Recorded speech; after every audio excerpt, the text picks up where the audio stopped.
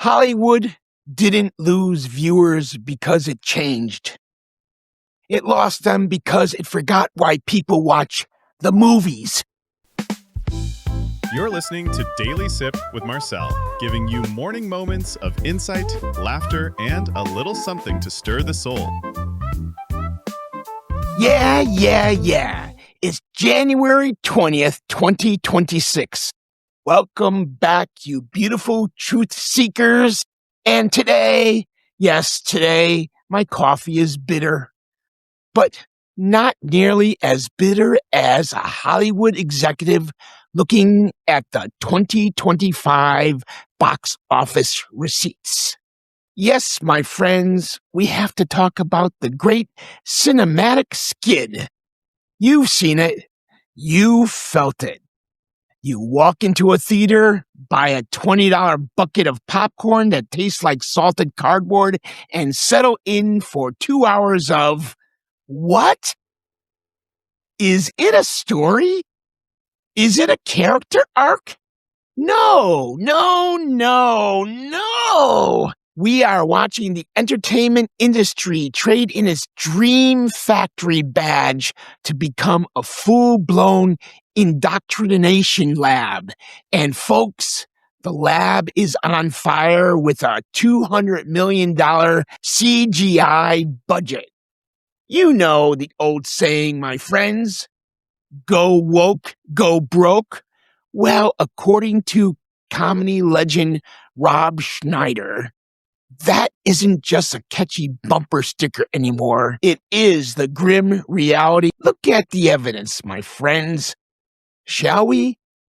You remember Stranger Things, don't you? Yeah, I loved that show for a while.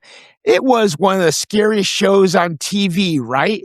Well, apparently in the 80s, facing a skinless monster named Vecna wasn't the biggest concern. No. The writers decided the climax of the season needed to be Will Byers coming out of the closet.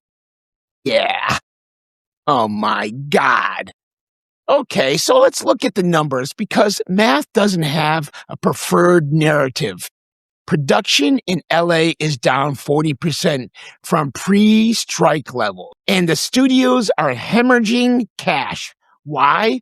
Because they've replaced the hero's journey with the bureaucrat's checklist. We've reached a point where the plot is just a flimsy clothesline used to hang up as many representative trophies as possible. And look, my friends, I'm all for seeing the whole world on the screen, but I like to see them doing something interesting.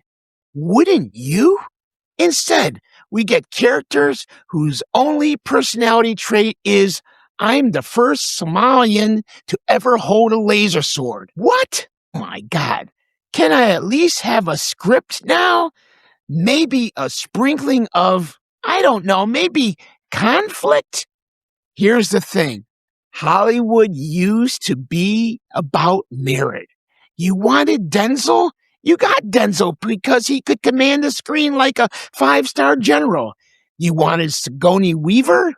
She'd out-survive an alien and look iconic doing it. Now, my friends, it feels like casting is done by an algorithm trying to win a most improved award from a Twitter mob that doesn't even buy movie tickets. We're getting remakes like Snow White, and I use the term remake loosely, my friends, because at this point, it's basically a political manifesto with more CGI forest animals. When you prioritize the message over the story, you don't get art. Instead, you get verisimilitude. That, my friends, is a fancy word for having the appearance of being true. Yes. We get a lecture from these guys, and nobody wants to pay $15 to be lectured by a billionaire in a studio-branded hoodie. The secret is out, guys. The woke era is officially in the bargain bin. The massive success of movies like Top Gun, Maverick, Oppenheimer, and even Deadpool the Wolverine which the Oscars snubbed because it didn't check enough boxes, proves one thing, my friends. Audiences want to be entertained. They want stakes. They want flaws. They want movies that feel like they were written by a human who has actually felt an emotion, not a committee of 40 people trying to avoid a PR crisis. This is what happens when you prioritize the message over the plot. And then you get the Marvels, an all-female superhero team-up that became the franchise's biggest box office bomb of all time. And let's talk about the debt. Oh, it's eye-watering.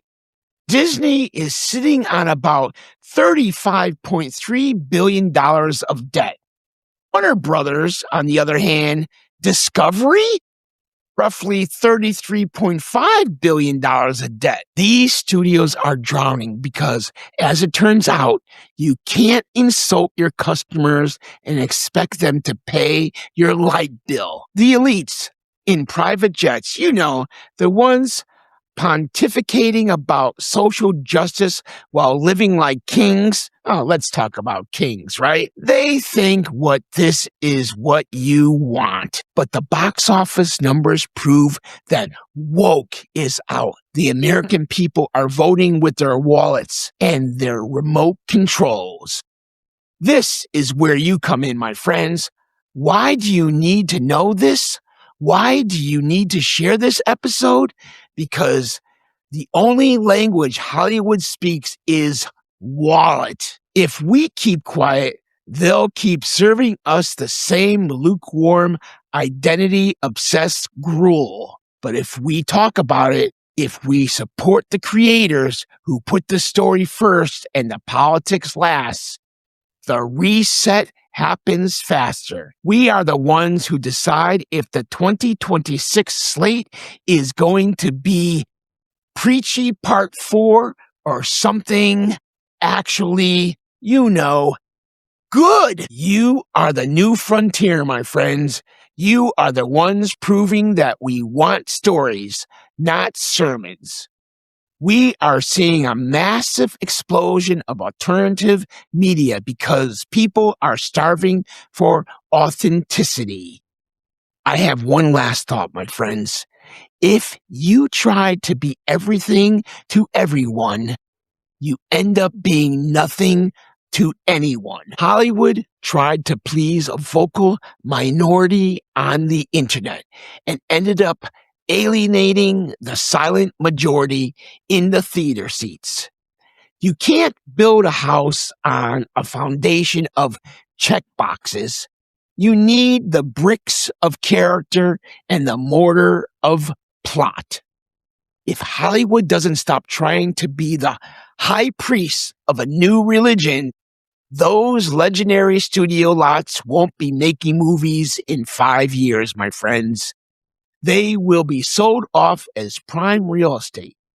So, unless you want to live in a luxury condo built on the grave of Warner Brothers, keep supporting the storytellers who actually tell stories. If this podcast entertained you, pass along. What are your thoughts, my friends? Do me a favor. Share this episode today. Leave comments below. And of course, subscribe so you will not miss any new shows. I want to hear from you. Email me. I want to hear what you think. Yes, my friends, I do actually read my email. And go to sundayandsip.com and subscribe and get my newsletter every Sunday morning. Well, that's that for today. Keep your mugs full and your eyes open. Thanks for spending part of your day with me. If today's sip gave you something to think about, smile about, or share, pass it on. Be sure to follow the show so we can keep sipping together. Until next time, I'm Marcel. Stay grounded, stay grateful, and I'll see you tomorrow. Thank you for letting me be part of your day. And until next time, keep noticing what makes life taste a little better. And if you're loving this, don't just sip in silence. Follow us, hit the subscribe button, and pour this into someone else's cup. Share it, spread it. Let's wake the world up together, one daily sip at a time.